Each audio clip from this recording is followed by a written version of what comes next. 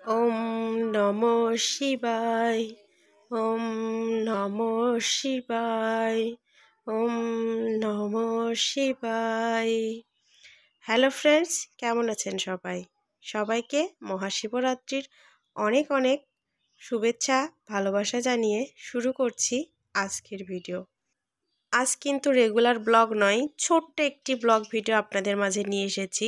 মহাশিবরাত্রি ব্রত আমি কিভাবে পালন করে থাকি সেটাই আজ আপনাদের সঙ্গে ছোট ছোট কিছু ক্লিপ শেয়ার করব। আশা করছি এই ভিডিওটি আপনারা অনেক বেশি এনজয় করবেন। তাই সবার কাছে রিকোয়েস্ট, প্লিজ একটি লাইক দিয়ে ভিডিওটি কন্টিনিউ করুন।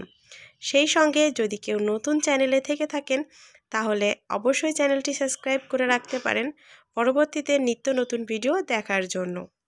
ভিডিওতে এখন যে অংশটা দেখতে পাচ্ছেন এটা হচ্ছে শিবরাত্রির আগের দিন।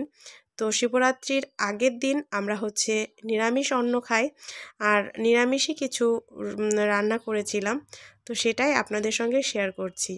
তো শিবরাত্রি এই ব্রতটা আমরা একাদশী থেকে শুরু করি, একাদশীর পর দ্বাদশী যাই, তারপর ত্রয়োদশীতে আমরা নিরামিষ খেয়ে তারপর চতুর্দশীর দিন আমরা মহাশিবরাত্রি ব্রত পালন করে থাকি।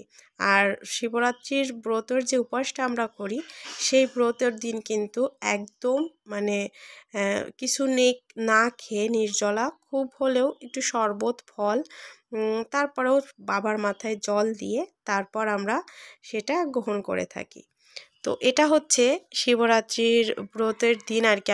আমি আর একটা কথা, আমি কিন্তু হচ্ছে আজকে ব্রতটি করেছি, অর্থাৎ কালকে শুক্রবার ছিল, কালকে যে শিবরাত্রি সেটা নয়। তো পঞ্জিকাতে দেখলাম আজকে শনিবারের উপাসটা, তো সেটাই করেছি। তো অবশ্যই আগের দিনও আমরা নিরামিষ অন্ন খেয়েছি, পূজা মন্দিরে গিয়েছি, পূজা দেখেছি। আর এটা হচ্ছে পরের দিন সকালবেলা স্নান করে শাড়ি পরে এই যে ঠাকুরকে স্নান করিয়ে পূজা দিয়ে ভোগ নিবেদন করেছি ঘরের ঠাকুরের। তারপর হচ্ছে শিবের অষ্টোত্তর শতনাম, তারপর পাঁচালি এবং আদার্স পূজা সমস্ত কিছু সেরে এই যে মন্দিরে এসেছি। আমাদের বাড়িতেও কিন্তু কালী মন্দির আছে, তো প্রথমে সেই মন্দিরেই ফল জল ঘি মধু আর কি, দুধ দই সমস্ত কিছু দিয়ে ভোগ দিয়ে তারপর আর কি এই যে আমাদের বারোয়ারি যে শিব মন্দিরটা, কাল রাত্রে এখানে পূজা হয়েছে, এখনও ঠাকুর আছে, আমাদেরকে মন্ত্র বলে বলে আর কি পূজা নিচ্ছে। তো শিব পূজার নিয়ম আসলে সারা রাত্রিতে জেগে 4 প্রহরে 4 বার জল ঢালতে হয়।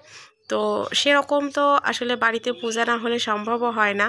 তো আমরা কি করে থাকি যে আমরা যখন অঞ্জলি দিই তো ঠাকুর একবার এক একটা জিনিস, যেমন প্রথমে হচ্ছে দুধ, তারপর দই, তারপর ঘি, তারপর মধু, আর তার সঙ্গে অবশ্যই অর্ঘ্য অর্থাৎ ফুল বেলপাতা ফল একবারে ঠাকুর এক একটা মন্ত্র বলে দেয়, আর আমরা হচ্ছে সেই মন্ত্র বলে সেভাবেই মনের ভক্তি সহকারে ঠাকুরের যে ক্রিয়াটা সেটা করে থাকি।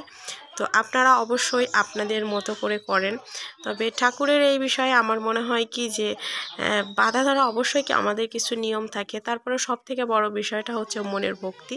মনের ভক্তি দিয়ে যদি সব কিছু করা যায় তো হয়তো কোনো ভুল ত্রুটি সামান্য হলেও হতে পারে, আমরা যেহেতু মানুষ, ঠাকুর সেটা নিজ গুণে সম্পূর্ণ করে তার ভক্তির জোরে কিন্তু সবটা গ্রহণ করে নেয়।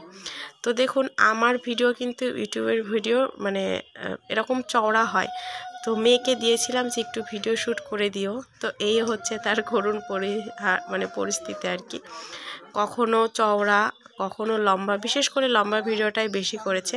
আমি ওকে বলেছিলাম যে জাস্ট 10-15 মিনিটের একটা শর্ট ভিডিও লম্বা করে নিও, আর বাকি 1-2 মিনিটের সেটা হচ্ছে চওড়া করে নিও। তো ও কি বুঝতে পেরেছে কি জানি, তো এভাবেই নিয়েছে। তো আমরা হচ্ছে অঞ্জলি দিয়ে আর কি ঠাকুরকে ফল জল সমস্ত কিছু ভোগ দিয়ে তারপর হচ্ছে এখন যে প্রদক্ষিণ করা লাগে তো সেটা করছি।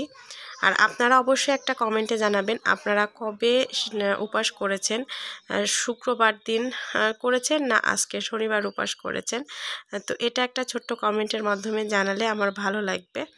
তো আমাদের হচ্ছে ঠাকুরের পূজা দেওয়া হয়ে গেছে। তো এখন হচ্ছে বাড়িতে চলে এসেছি। আর হচ্ছে আমি সারাদিন উপবাস রেখে রাত্রিবেলায় একটু শরবত বা এই যে একটু হয়তো ফল নিতে পারি। আর কালকে সকালবেলা স্নান করে ঠাকুরকে পূজা দিয়ে তারপর হচ্ছে পারণের যে মন্ত্র আছে, নিয়ম আছে, সেই পারণটা করব। তো এভাবেই করেছি।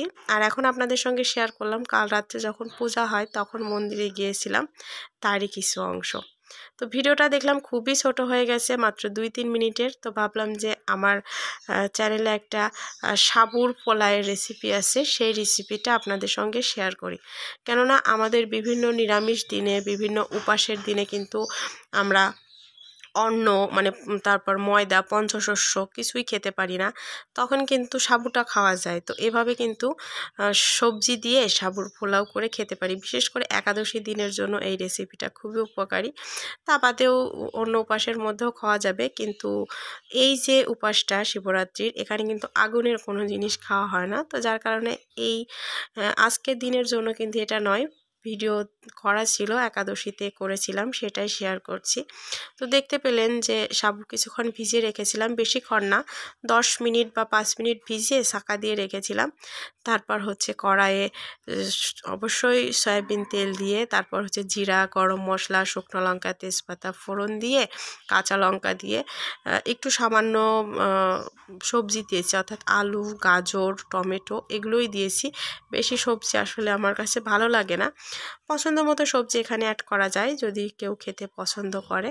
তো একটু কালার হওয়ার জন্য একটু কালারফুল সবজিগুলোই দিয়েছি, যাতে দেখতে ভালো লাগে।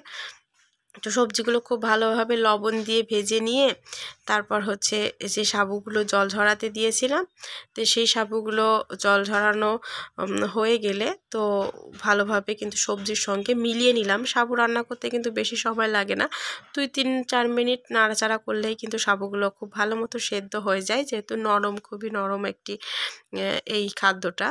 তো হচ্ছে এরপর লাস্টে নামানোর আগে একটু ঘি দিয়ে হচ্ছে নামিয়ে নিব। তো খুব সহজেই ঝটপট কিন্তু সাবুর পোলাও রেসিপি হয়ে যায়। কিছু টিপস অ্যান্ড ট্রিক্স ফলো করলে কিন্তু খুব ভালো এরকম ঝরঝরে সাবুর পোলাও করতে পারি। কিন্তু অনেক সময় কোনো সাবু না মানে একটু নরম থাকে, তখন আর ঝরঝরে ভাবটা আসে না। তো এভাবে সাবুর পোলাও খেতে তো আসলে খুবই ভালো লাগে। যে কোনো নিরামিষের দিনে যখন কোনো কিছুই খাওয়ার থাকে না, তখন এরকম একটা সবজি দিয়ে হেলদি একটা খাবার খেলে শরীরেও মানে শরীরের জন্যও ভালো, মন পেট দুটাই কিন্তু ভরে যায়। তো আপনারা কে কীভাবে করেন প্লিজ একটা ছোট্ট কমেন্টের মাধ্যমে জানাবেন। দেখুন কতটা ইয়ামি লাগছে, মানে আরেকটু বোধহয় পটলও দিয়েছিলাম, আসলে অনেক দিন আগে তো মনে নেই, তো এখন দেখতে পাচ্ছি। তো কতটা কালারফুল আর কতটা ইয়ামি লাগছে। তো এভাবে কিন্তু আপনারা যখন অনেক সময় খাবারের রুচিও থাকে না, তখনও কিন্তু এভাবে মানে করে খেলে অনেকটাই ভালো লাগে। তো আমার আজকের ছোট্ট এই নিরামিষ সাবুর পোলাও প্লাস এই শিবরাত্রি ব্রতের ব্লগটা কেমন লাগলো কমেন্টে জানাবেন। সবাই ভালো থাকবেন, সুস্থ থাকবেন।